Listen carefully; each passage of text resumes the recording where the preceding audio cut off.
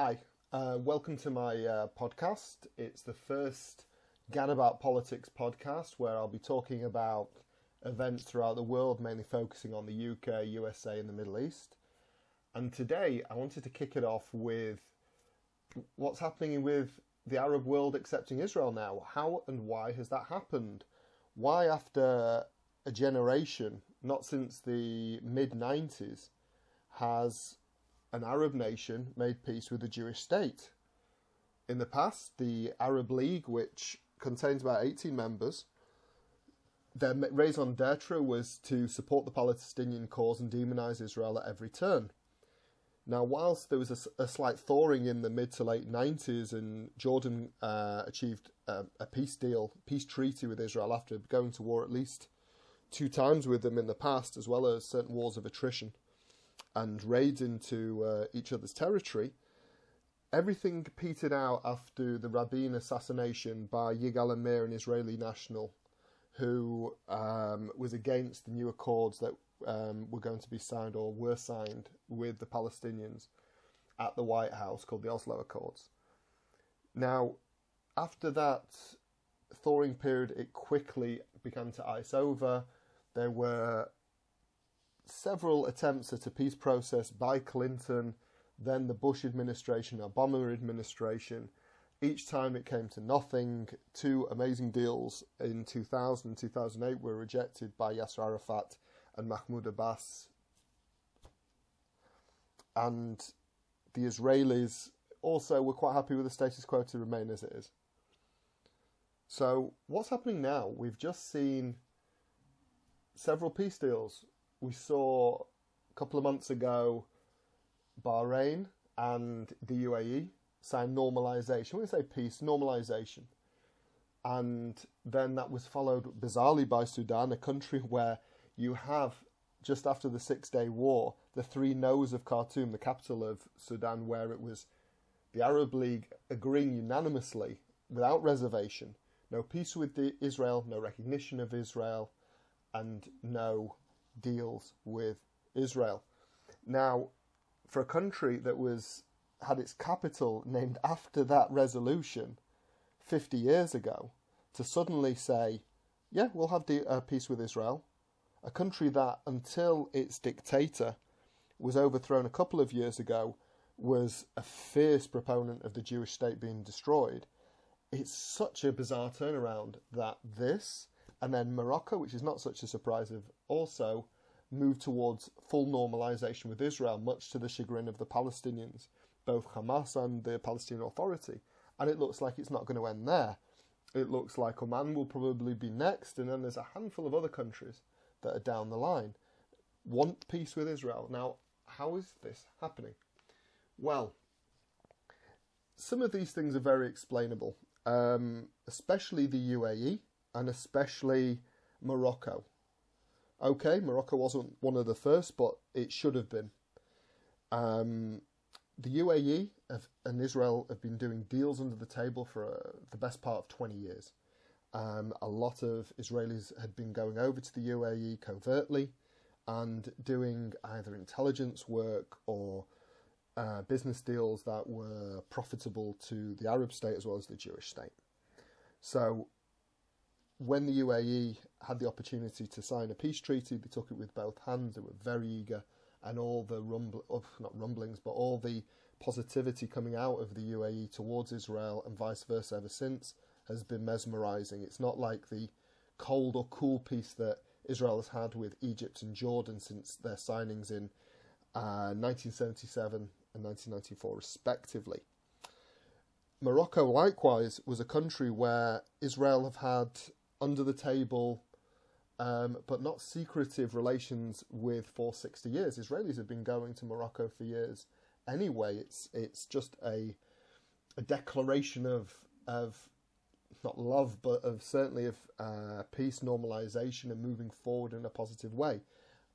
There's a massive community of Moroccan Jews that have integrated fully into Israeli society, that have intermarried with other racial groups, with Ashkenazim, with Mizrahim, with all sorts of different Jewish people from around the world who made Aliyah, who emigrated to Israel. And so there is that strong connection. But what the hell about Sudan? What about Bahrain? What is their motivation? Oman as well. That's another one. Well, whilst Morocco and the UAE were both countries that had a good grounding for peace with Israel, these other countries didn't. And apart from Netanyahu, who for a lot of Israelis, never mind people outside Israel, is a very polarizing, divisive character, for many the epitome of what everything bad is about a politician. He's a hell of a foreign minister. He's a hell of a person to do deals with foreign nations and make Israel more acceptable to the world on a governmental level. Maybe not winning hearts and minds of activists everywhere, but certainly of governments. And he'd already renormalised relations with the dictatorship in Chad. Okay, Israel would prefer better friends, but with this, at least they have a country that wasn't with them, but they recognise and they have friendly relations with Israel. But the real catalyst, and it's not a surprise unless you only listen to mainstream media because they really haven't covered this, is President Trump. Now, when President Trump came into office 4 years ago, everyone, apart from all the other things he said, called BS on his declaration that he was going to get a Middle East peace deal done. Well, you had more intelligent presidents beforehand, Clinton, Obama, okay, not Bush, but other ones, and other people who thought they could do a deal. Now, what was Trump going to do? The arrogance, the hubris of the man that was going to actually make this happen. Well, the first thing he did was he didn't treat this conflict between the Palestinians and the Israelis as a single conflict that would resolve everything else. What we used to call this conflict before, like 25 years ago, was the Arab-Israeli conflict. It wasn't the Israeli-Palestinian conflict, because it was the Arabs as a whole, as a people as a whole, that saw Israel as an affront to their collective dignity. They didn't want a Jewish state in Palestine. They didn't like the fact that there were Arabs who were living in Palestine who were dispossessed and had left the country, some because they were told to by the Arab League in 48, 49, and others because they were kicked out of the country by Israel for various reasons. But he saw it as, we have a handful of countries, not a handful, but 18 in the Arab League, plus other ones for Muslim countries further afield, and even countries like Bhutan, which again has come from nowhere, and I'll talk about that a little bit later, who they could have individual peace, because getting the Palestinians and the Israelis to the peace table does not seem to be bearing any fruit. So if you get each country and see who is prepared to have peace with Israel and what it'll cost, this not only will give Israel some peace deals, some normalisation, moving forward in a quite proper way, but also it will mean the Palestinians can't be intransigent when deals fall on their lap. They can't expect the Arab League to bail them out, to support them every single time. Now, I don't agree with people like Lex Friedman who poo-poo these deals and say, well, Israel wasn't at war with these countries, and a lot of people say that, left-wing media say that, but imagine if you were Switzerland and all the countries around you wouldn't trade with you. Now, okay, you have in Switzerland all the EU countries around them, and they don't have a free trade deal, but they're not treated as a pariah. All these countries are eager to do business with them because Switzerland plays by its own rules. Now, Israel has had no one since 48 to do business with, and only in a very cold way, Egypt and with Jordan, who don't have a ton of stuff to offer. All these countries that are oil rich, that are money rich, that they could do a lot of business with, didn't want anything to do with Israel. Maybe a little bit under the table, but there's nothing there. But suddenly, you've got a host of countries all over the Middle East and North Africa that are saying, okay, we've had enough of the Palestinian intransigence and us being held back by them. Let's do a deal with Israel. Of course, that doesn't mean everyone, but certainly the There are a wide variety of countries that do. And it's important for Israel, because suddenly, instead of having one or two countries to trade with, you've probably got about a dozen countries to trade with, and it means your security is better, your intelligence is better, and your public image is better. So the first thing that they wanted to do was, through his son-in-law, he wanted to find out from each country, through Jared Kushner, which countries were willing to do business with Israel. What would it take for these countries to want peace with Israel? There were going to be countries that no way wanted any peace with Israel. You know, the Libyas, the Iraq, Algeria, Syria, some failed states, some virulently anti-Israel countries.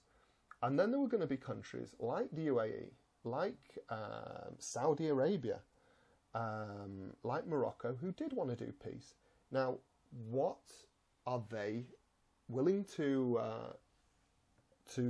accept Israel for? So, for the UAE, it was very straightforward. The UAE always wanted peace with Israel, have for a long time, and because of that, they weren't asking a big price. The only price they wanted to ask is they were going to be the first ones. They were the canary in the coal mine for the whole of this sort of initiative. So they needed something that they could be accepted by the Arab League and not too demonised by the Palestinians and their supporters. So I believe, and it seems pretty obvious, that this peace plan that Trump came up with about 6 months ago, which gave away swathes of the West Bank in place for parts of the Negev desert, which was an absolute, I would never have accepted it as a Palestinian, it was a smokescreen. It was smoke and mirrors. It was a lot of smoke. And for the UAE, it was a perfect opportunity to say, right, we're going to have this taken off the table because we're making peace with Israel, and so we're helping the Palestinians. Which seems preposterous, it seems to be very transparent, but to some extent it worked. The second one was Bahrain. Why Bahrain doing this? Well, Bahrain is a very small country, only a few 100,000 people, an island, and it's very close to Saudi Arabia. And Saudi Arabia have a lot of say in Bahrain policy. It's like a proxy. It's like it's like a vassal of Saudi Arabia. And Saudi Arabia really want peace with Israel. There's a big problem in the region. They're called Iran, and Iran, apart from believing in a different kind of Islam to a lot of the Gulf states, is also someone who is threatening the hegemony of the Saudis. Both oil rich, both ideologically opposite, and you've got a situation where Israel isn't the biggest threat or isn't the biggest enemy in the region anymore, and actually Israel has the intelligence, both literally and through intelligence that you would gather on different countries, to help the Saudis as well as these other Gulf states to be better prepared and more solid against the Iranians. Now, I remember seeing about 15 years ago Shimon Peres, who was then president of Israel, the head of state, hosting a conference of Gulf states, and it went on Ynet News, that's Yehudiyot Ahronot News, and basically it was a complete mistake that this should ever have been put online, because this sort of showed that Israel had relations with these countries. These countries didn't want other countries to know this. So it was quickly taken down, not too quickly, but quickly enough. And it was ignored and glossed over, and no one said anything about it again. But this has been going on for a while, that the Israelis and the Arab Gulf states have had relations, purely as a combined force against the Iranians. Now, Saudis want a closer tie with Israel, but it's very divisive in their own country. They have a lot of power, a lot of oil, a lot of money, the sheikhs and the crown prince and everything. But their people probably wouldn't stand for it, so they put Bahrain as their canary in the coal mine, as their litmus test on whether it would be accepted. Now, within the Arab League, Bahrain and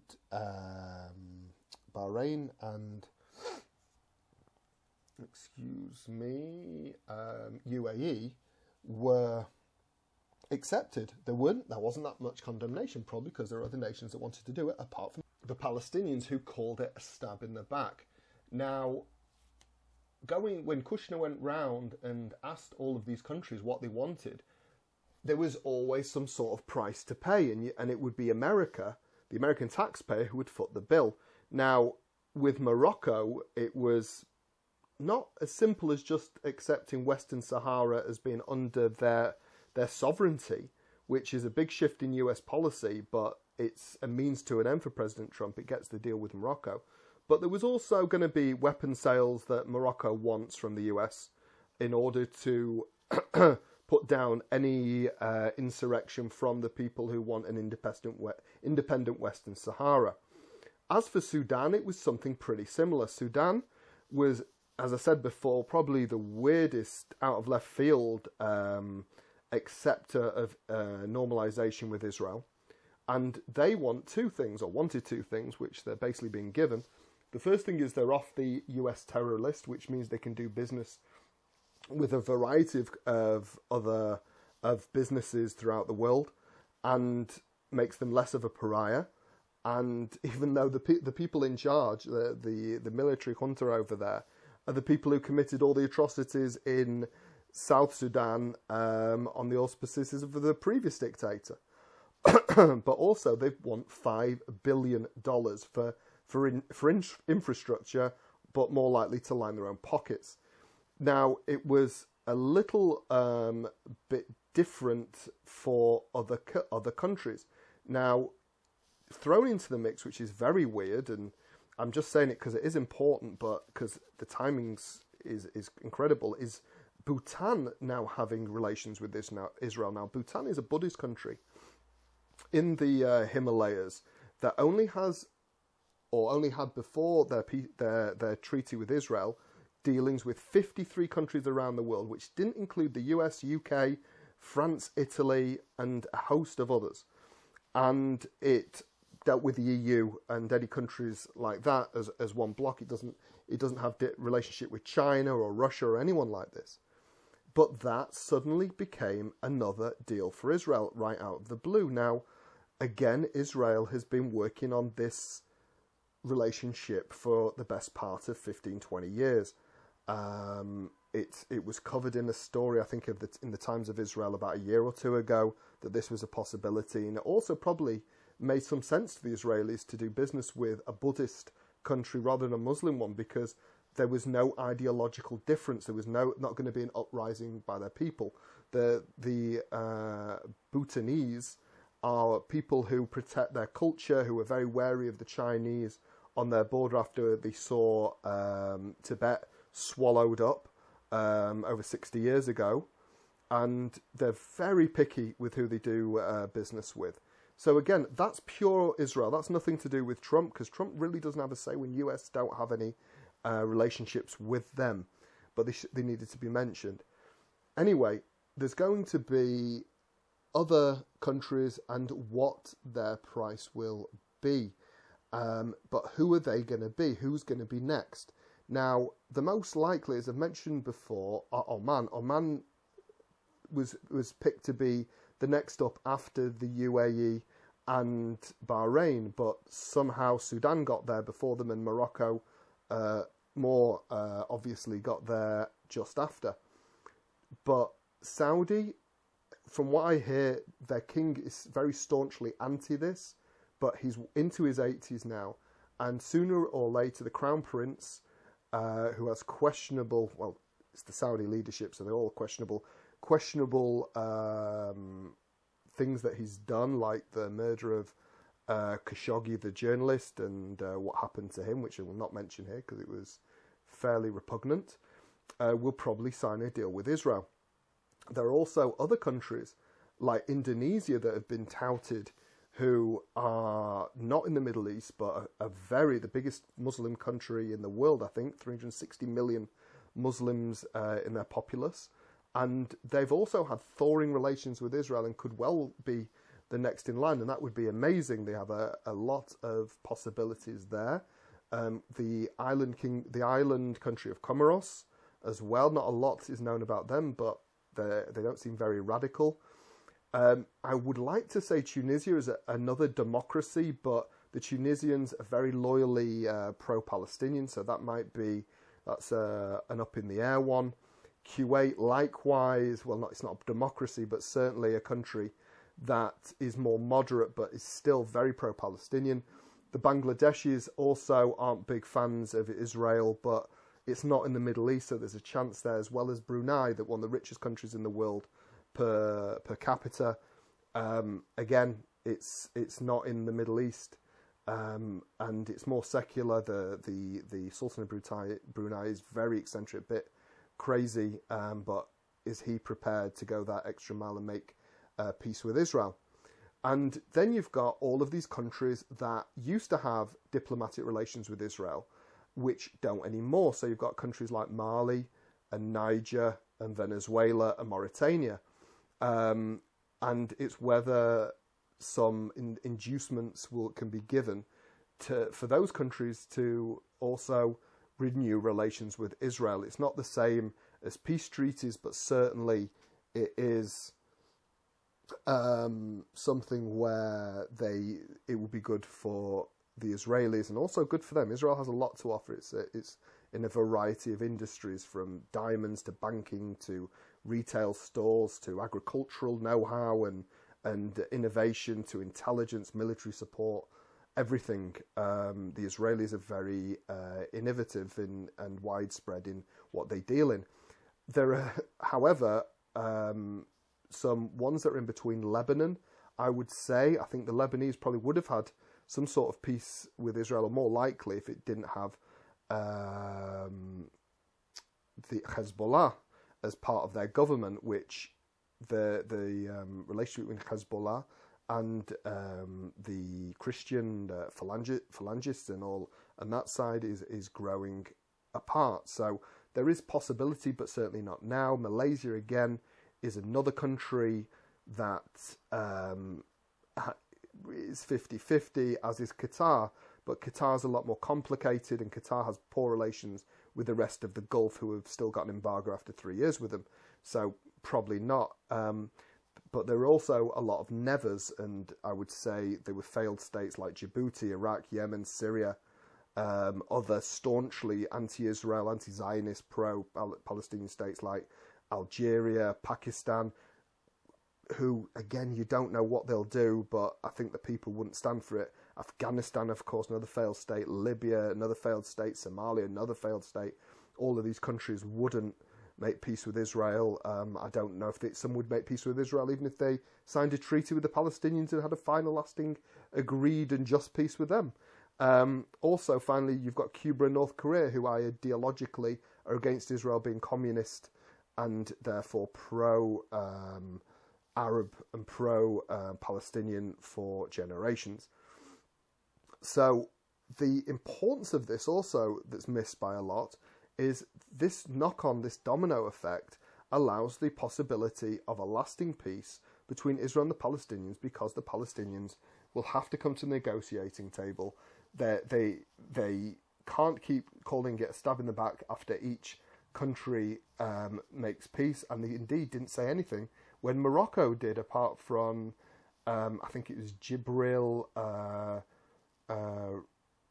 Rajoubi, who is the sports minister, and he came out against Morocco, but the Palestinian Authority kept stum. And despite all of these countries supposedly calling the Palestinian Authority, pledging their renewed support for Palestine and their independence as their own sovereign state, it doesn't make a lot of difference. These are just words, and they have deals with Israel. The exact opposite of what the Palestinians want. The Palestinians want BDS, that's by boycott, divestment and sanctions from Israel. In other words, targeting them culturally, targeting Israel financially with divestment. And the last thing they want is countries that are supposed to be allied to them, countries in the Arab League, doing business with them.